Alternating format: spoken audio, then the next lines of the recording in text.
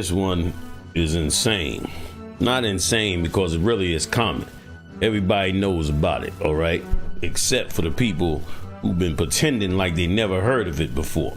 Anyway, this is what's going down. A judge ordered the Harvard University to do a study. This is recent, just recently came out. And they were tasked with this study to explain why Massachusetts blacks and Latinos incarceration was so high. A 4-year study came up with one conclusion, why it's so high. Systemic racism, man. This just came out. Systemic racism, something we already knew. In 2016, Massachusetts Supreme Court Judge Chief Justice Ralph Gants asked Harvard researchers to take a hard look at how we could better fulfill our promise to provide equal justice for every litigant. Here's what happened. The Harvard researchers gathered raw numbers from nearly every government agency in the state's criminal justice system, examined the data, and researched the desperate outcomes to reach a conclusion. Black and Latino men and women in the state already knew. We, of course, already knew that this was because they are racist in every step of the way. Harvard Law Criminal Justice Policy Program found that blacks and Latino defendants in the state received more severe charges, harsher sentences, and less favorable outcomes than their white counterparts. What, isn't this something else? Here's what it said. Researchers looked at more than 1 million cases. That's a lot of research. From the initial charges through the conviction and sentences, and discovered disparities that blew their minds. Harvard now, y'all.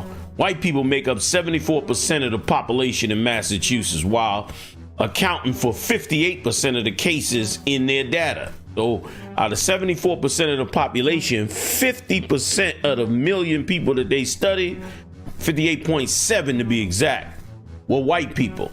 Way past half the crimes were done by 74% of the population. That's pretty high, the study explained. Meanwhile, black people make up just 6.5% of the population of Massachusetts, but account for 17% of the cases. 17% of the cases, but check out how it goes down in the end. Imagine that. White people are doing way more crime than black people. Black people, 6% of the population, doing 17% of the crime. 74% of the population doing 58% of the crime. Way more crime being done by them than us. However, researchers found those numbers are the result of a criminal justice system that treats blacks and Latinos unfairly on every level. Every level we dealt with unfairly in this empire, man. Which is why, again, you know what I'm gonna say. Our return is everything.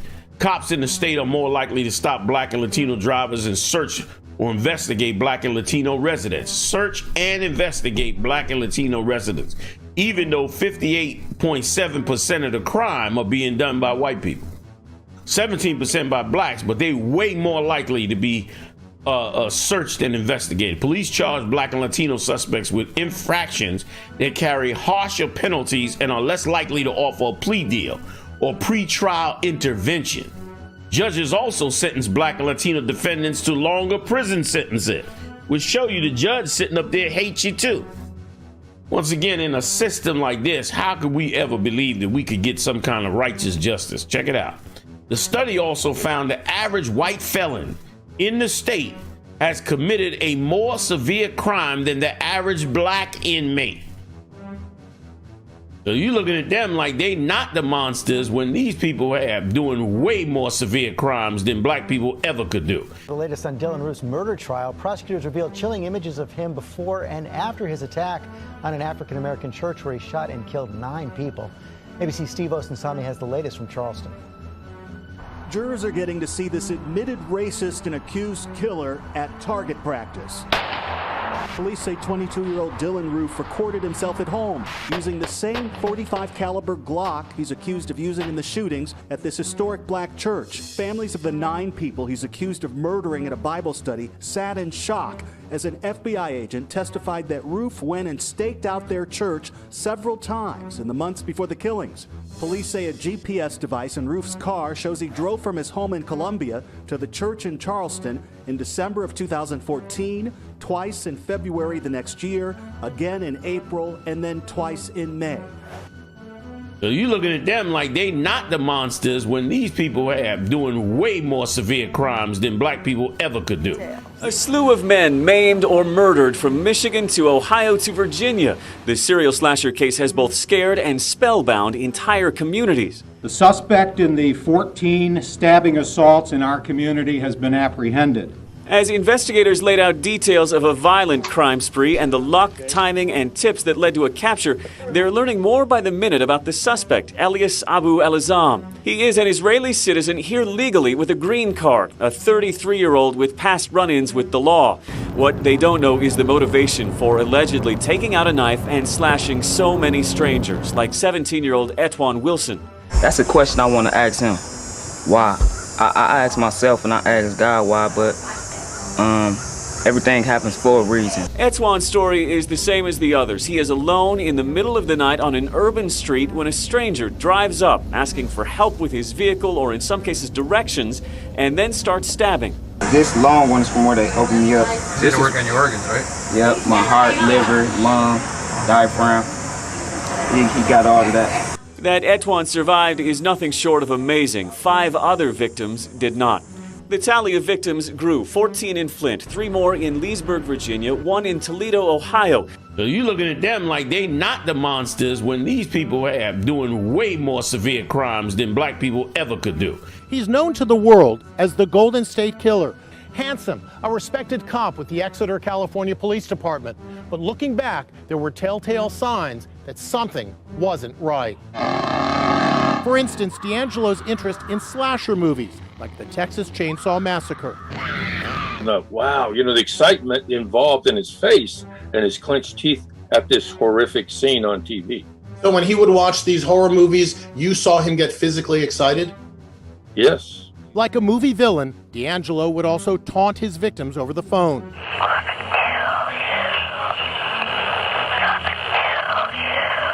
Yesterday, looking frail and wearing a face shield, the 74-year-old D'Angelo confessed to 13 killings and almost 50 rapes. There were so many victims and their families, authorities had to conduct the hearing in a ballroom. He is the real-life version of Hannibal Lecter. So you looking at them like they not the monsters when these people are doing way more severe crimes than black people ever could do. Meanwhile, black people are in way more poverty than they are, man. Researchers also looked at poverty rates, the family structure of conviction felons, and the neighborhoods they lived in. Eventually, they decided systemic racism was the only explanation. The only explanation that it could be that it'd be so bad on black people, though they doing only 17% of the crime, they getting so many worse sentences, so many harsher sentences, so many times more being stopped, so many times more being harassed. Meanwhile, they only 17% of the crime, but catching it every minute, and only 6% of the population. Let's get some more. Here's what it said. Researchers initially thought it was because black suspects commit worse crimes than white people, but the data disproved that assumption. They don't do more crime or more severe crime, you understand, than their white counterparts. The data disproved that. They also thought prosecutors may be overzealous when it came to convicting violent cases, but the data debunked that theory as well. They went by the numbers, man, and told that this is the same thing that went on in Jim Crow is still going on today. They just haven't come up with a name for it yet. But it's the same thing. It's the same evil that had been going on for so long. Let me get a little bit more. Here's what it says. When they looked at convictions, however, they found black people were surprisingly less likely to be convicted than white people. They looked at the data and said, wait a minute, less black people are convicted than white people. And you know why that is? That's because so much of the crimes that they charging you with are absolutely nothing. The judges try, now this is same racist judges.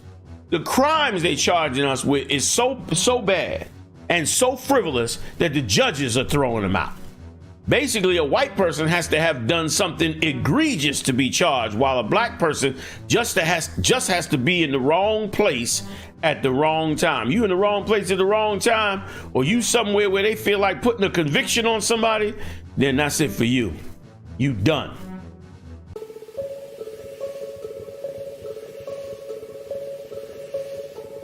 When you witness your partner speak about people of color and refer to them as savages, refer to them as animals, when you see they don't care, when you hear them say, hey, this is America, speak English, I have to interrupt and say, I got this. And then I speak to them in their language. I take them to a different room and I talk to them like a person, because they have problems. The fact that a person could put on a uniform and become that way, there's a lot happening behind the scenes that leads to that. One of the only jobs where one cop does something, we all get blamed for it.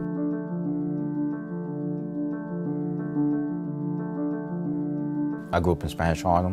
One day I was coming out of church and with my friends, these cops, they came up to us, plain clothes. He took his gun, kept it drawn, and went to my friend Corey's face and put it to his face and held it there. His partner was looking at him and walked away in disgust. I promised to myself, if I ever become a cop, I would never be like that cop. The cop that walked away from his partner, that didn't say anything.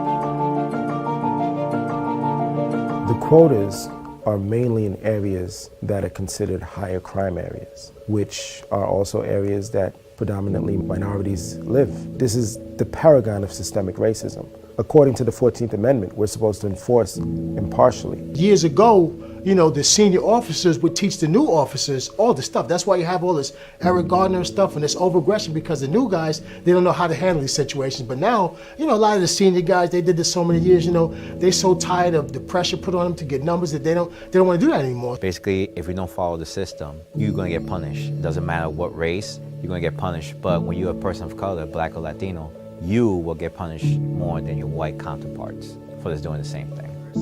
In other words, it's often called broken windows. Let's issue summonses for lower level offenses, the idea being to stop higher level crimes. However, what happens is that when you issue or use quotas, which are now illegal, the rights of citizens are often violated. They went by the numbers, man, and found out, told that this is the same thing that went on in Jim Crow is still going on today. They just haven't come up with a name for it yet. But it's the same thing. It's the same evil that had been going on for so long. Let me get a little bit more. Basically, a white person has to have done something egregious to be charged, while a black person just has to be in the wrong place at the wrong time. You in the wrong place at the wrong time, or you somewhere where they feel like putting a conviction on somebody, then that's it for you. You done.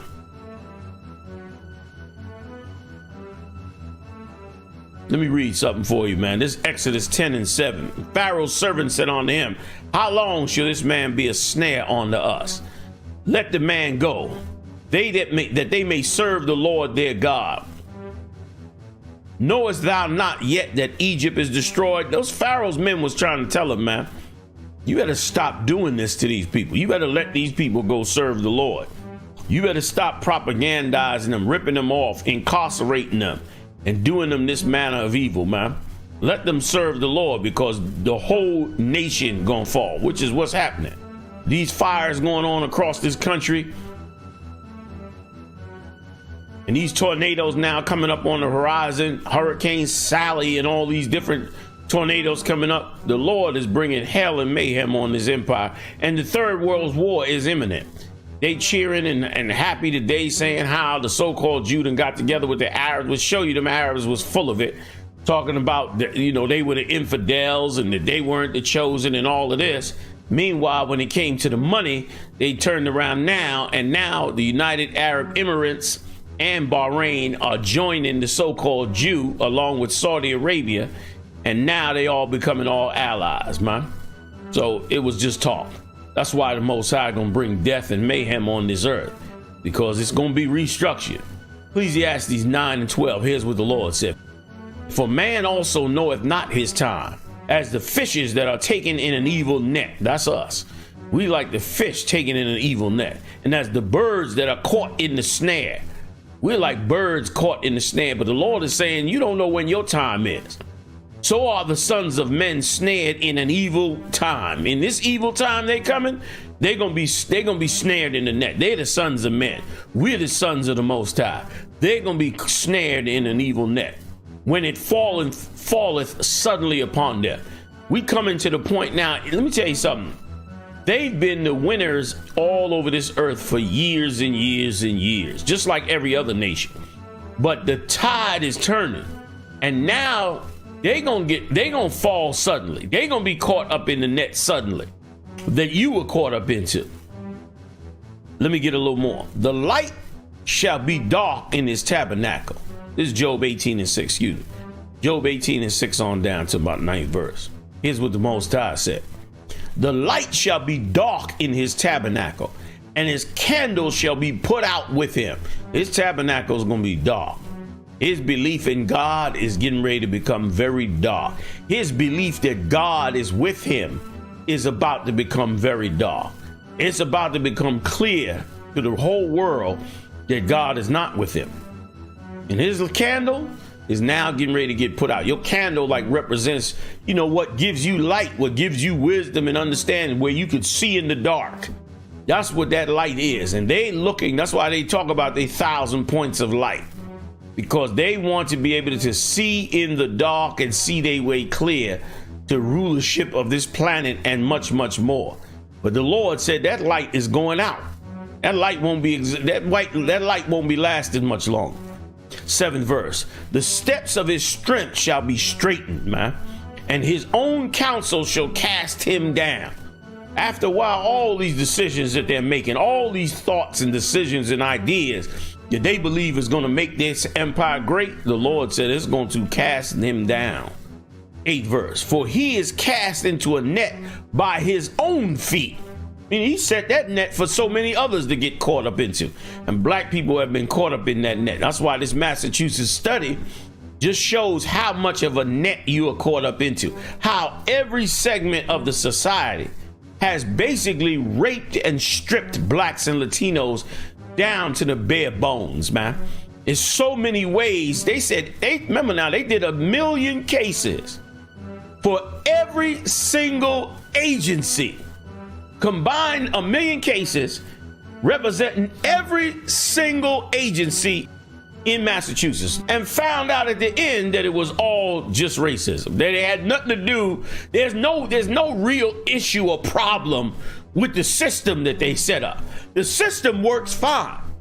It's the people in the system that makes it so evil, because the system is set up to be fine, to be right. But the people in charge of the system are monsters, man. Here's what it says, 8th verse. For he is cast into a net by his own feet, and he walketh upon a snare. We're going to become that snare. We're going to become that snare because he's lived so deliciously off of our back. He has killed and tortured us for his own pleasure. And now he's going to be caught up into that own snare himself. Here's what it says. This is the 9th verse.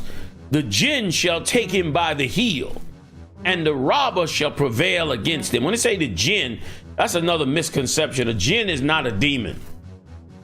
A GEN is like a net or a snare, but mostly they use the term to depict a snare that men create, a trap that men catch people in. But they've, over the time, the Arab world calls it a GEN. And over time, of course, they embellished into calling it a demon, but it has nothing to do with demons. It has to do with men conspiring evil thoughts to do evil to the Lord's chosen people. And let me tell you, that's exactly what has happened in this empire, man. That's what's happened to us in this empire. They've conspired evil thoughts, even though their system could have been right.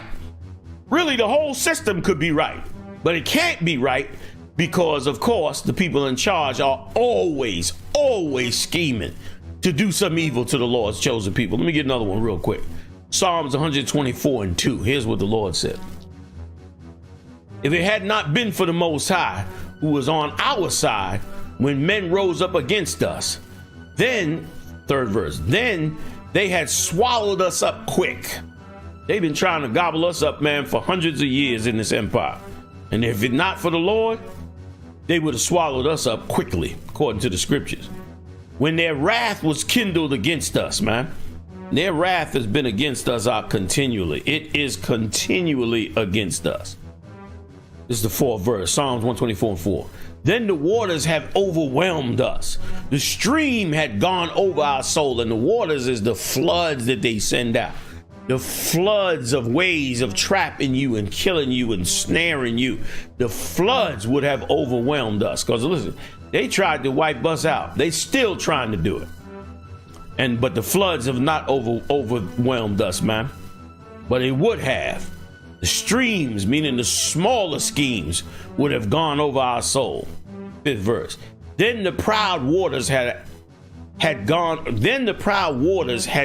over our soul. Meaning then them proud waters, them old proud nations all around us would have sat back and laughed and said, see, they ain't nothing, man. See, we told you they wasn't a single thing to even consider.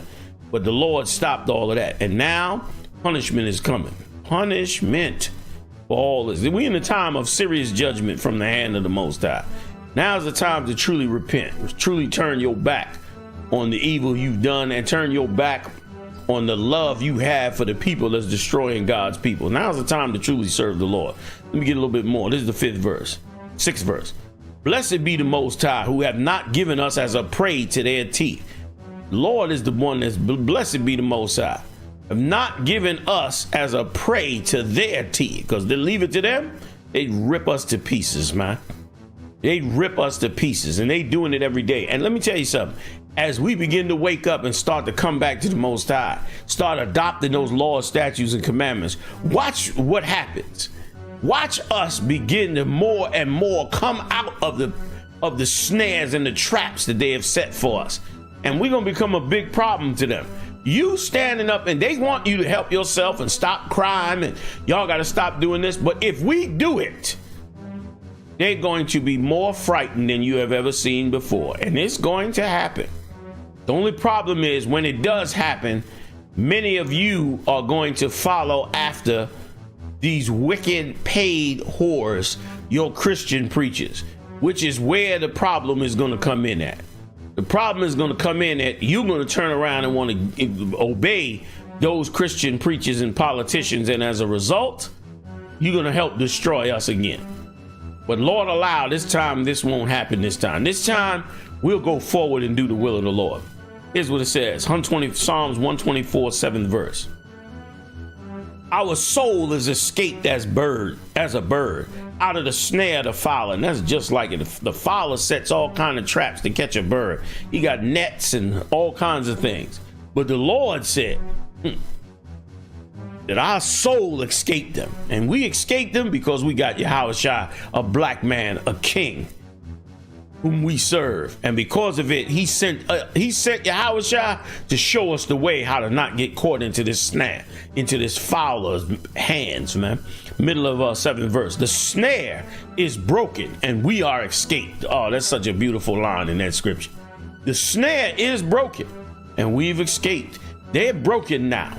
And the Lord gonna break them even further. And we're gonna escape. And this world will be ruled by Yahushua. Let me get one last one.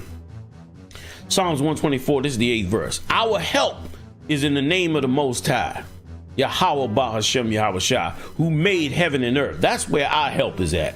Our help is in him. Our help is in trusting in the Most High and looking now in this time of judgment and making sure that our head is together on the law, statutes, and commandments and the faith in the Most High, despite what we see going down around us, because we're going to see all manner of hell and mayhem.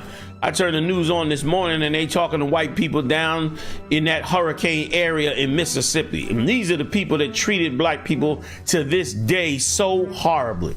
I mean, horribly treating black people. But now, of course, the news is out there showing nothing but love and sympathy on them when they treated us so horribly for so many years. Their judgment has finally come, man. Hey, I'll see y'all on the next one, fam. Y'all stay strong. I want you to stay strong in the spirit of the Lord. Hey, listen, if you like this tape, hit the like button and share it, man. Hit the share button. Everybody share it to their own personal Facebook accounts. Share this video, man, to wake up brothers and sisters all over this earth. Hit the like button. Check me out Monday night. I'm live every Monday night. I bring the heavy hitters in. We do it up live right on this same channel. I'll see you then, Israel. Y'all take care.